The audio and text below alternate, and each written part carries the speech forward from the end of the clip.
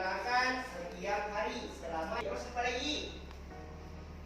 Yaitu mudah dihitung. Jelas ya? Nah, rupiahnya dibayar nih. Berapa nih bayarannya?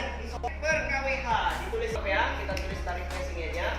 Tarif Rp200 per KWH. Berarti karena posisinya bayarnya pakai 10. Berapa?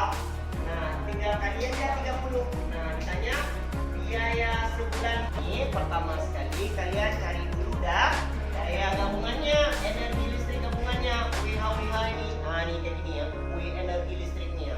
Ini namanya energi listriknya ya. Jadi rumus energi listrik adalah W sama dengan, tinggal kali aja ya. Apa? B kali T. Nah, P-nya berapa Badung? 100. Berapa? 100. Waktunya berapa Badung?